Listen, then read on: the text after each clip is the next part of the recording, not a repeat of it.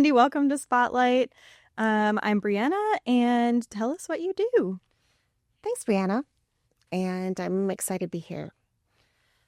I was thinking what I was going to be talking about exactly what I do because over the course of several decades, I've done a myriad of things. And just today, I was thinking I'm going to be talking about the thing that won't leave me alone. That's the best thing to talk about. And I've got this love-hate thing with it because I didn't ask for it and it still won't leave me alone. So once upon a time, I have a long background. I grew up in a farm in Wisconsin and went to college and was in commercial insurance for a couple decades. And all of my jobs that I've ever had, they like overlap. Like before I'm done with one, I'm starting something else, and then that ends and I do something else. And all of them are pretty long. They're 9, 13, 22 years. They just keep lapping over each other until I'm done with one. And then one day, my friend down in Dallas calls and said, I'm doing this teleconference with somebody, and I really need to have you be on the phone because I'm going to be recording it. And if it goes south, I know that you're going to jump in and save it. And I'm like, I hate those, and I'd rather poke a hot stick in my eye. But because I love you, I will do this thing. So she's interviewing this woman from Colorado, and she's talking about having a word. And she has this word, and people have these certain words that like define and drive their life. And I'm on the phone, and all of a sudden, I should probably preface this with the fact that my whole life I get visions of things, and I see things and know things, and it's random. And I'm looking across the street out of my office, and I see this like T-shirt, and it has the word inspire on it with a little emblem on the second eye. And then I see a billboard, the one that actually is right on Excelsior Boulevard, northbound on 169, has that word with something. And then they have I can see it's got a website in the bottom right, but it's going so fast. And I see the same things happening that I got this trade show thing going on in a big convention hall. And I write this, I don't know why this is happening, but the vision is just over and over. So I just asked the lady what does everybody have a word? And my colleague, Kathy, said, well, Cindy's had a word since she was 6. And this woman said, well, what is it? And she said, inspire. And I'm like, that's the word. I'm seeing all this stuff over here. So we finished, and I wrote down inspire, and then I'm looking at why am I being guided this? So I go look this up. This is on 8808, by the way. Nothing auspicious about that. So the day that the, infinity crop circle was made. I mean, all the 8s, right? So anyway, I go look this up, and I'm looking up inspire, movement, inspire. They all sell stupid shit. So I knew it wasn't that. And then I wrote out the Inspire Company. And as soon as I wrote that out, I'm like, oh my God, that's the shape of the word that was on the billboard. So I go look it up, and I buy the domain name immediately. I have no idea why. And then my daughter is like an artist, graphics person, and she comes home, and I knew that the Inspire was going to go with a word. It wasn't just a word by itself, nor did I know what it was for. So she comes home from high school at the time, and I said, could you put inspire with another word on a T-shirt and put something on the second eye? And we thought maybe it was a heart because it was my favorite shape. And I'm like, no, that's not it. But I knew the font was a font I never saw before. And it had to look like that. So I'm screwing around with it. Long and short of it is I end up realizing that it's a brand, and now it has a flame drop on it. And I have a bunch of words, like many of them, with little philosophical things, but I don't know what it is, and I'm mad about it. I'm mad about the whole thing. I'd be mad too because it's there, but you can't touch it, right? Not only, no, because I hate being told what to do. Like so much that I've got this whole entire thing that is supposed to be really big. And one of the things that I do not like doing, like being on a podcast with cameras, is I don't like being public. Like all the things that I do is either speak in small groups, sell to people in back rooms because I sold to finance people my whole life and all that thing. And now I'm supposed to be doing this global movement with this thing that I don't know what it is. And then I had somebody once upon a time say, hey, if you were going to only had 6 months to live, what would be the things that you made sure you happened? And of course, I would be with my kids and grandkids and all that. And the damn Inspire company has to launch. So fast forward, one day I'm writing, because I write every morning, and I get 8 words. And I'm like, I think it belongs to the Inspire company. And then I get 16 more. And I have this brand, like the Inspire company's motto is be inspired, live happy, pass it on. Like, inspired people don't go home and yell at the kids and kick the dog, right?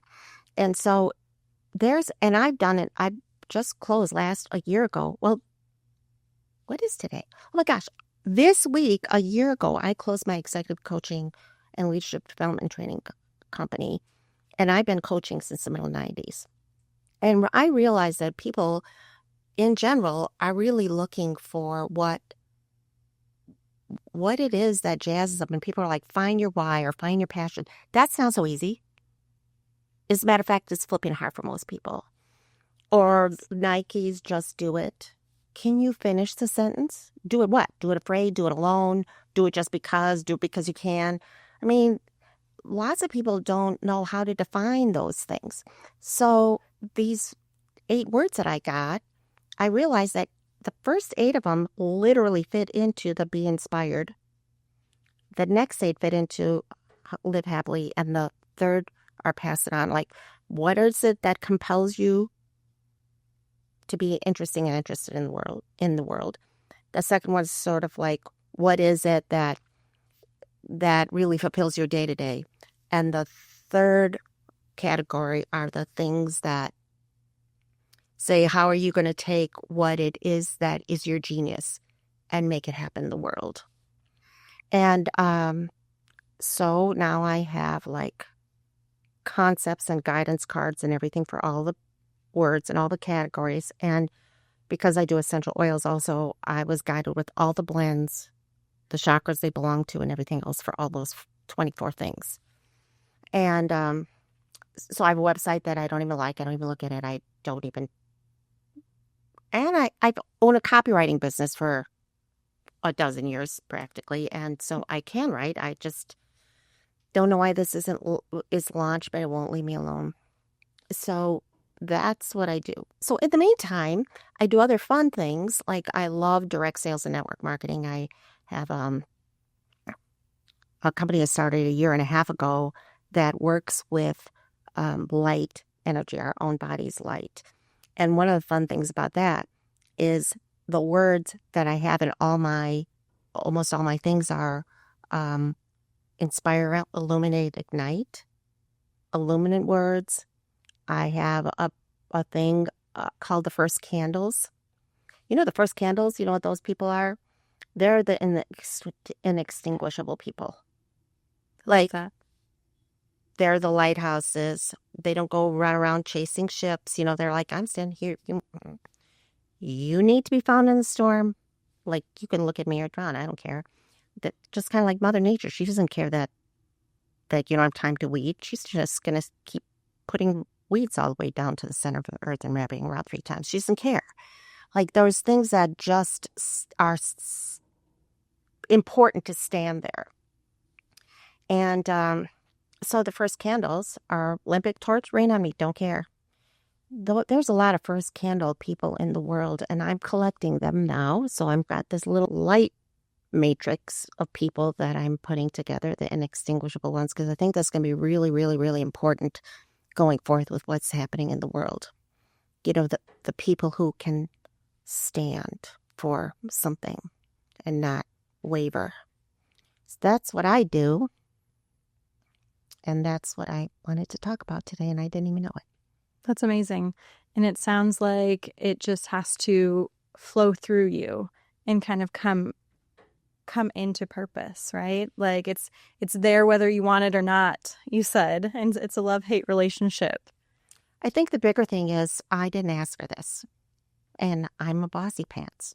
Like, I like to just organize and run my life, and this won't leave me alone. It is mine to do. And I think of all the people in the world who get these downloads or inspirations or write music or whatever it is, and they own it and they want to put it out to market.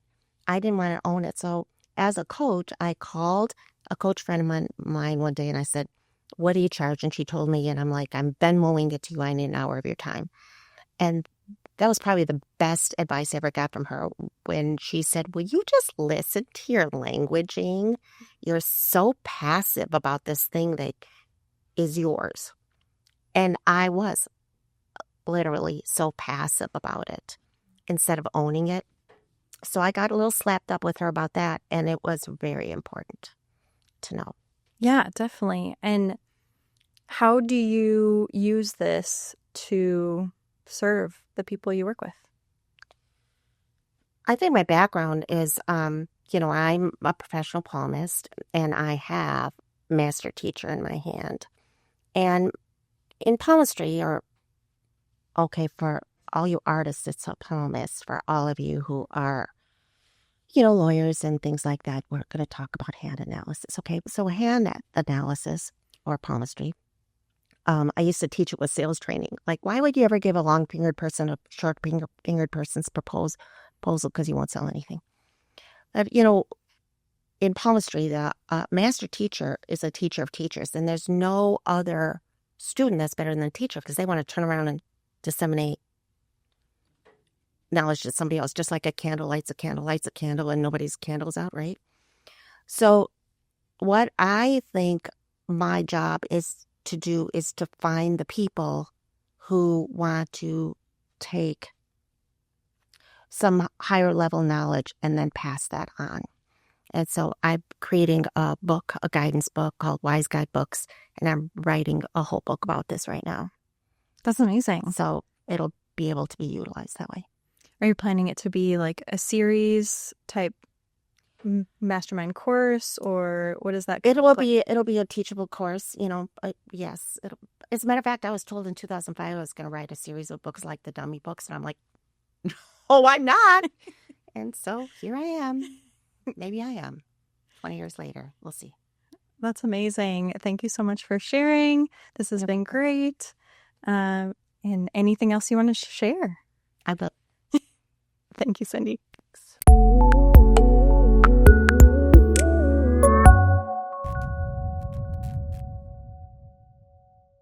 Hey, it's Will with the Podcast Crew team.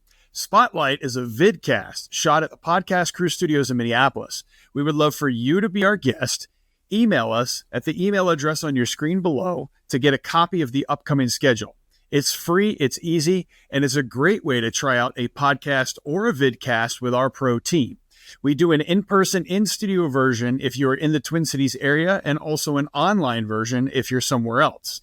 We'd love to have you, hear your story, and help you start your podcast journey. Thanks. Get in touch today.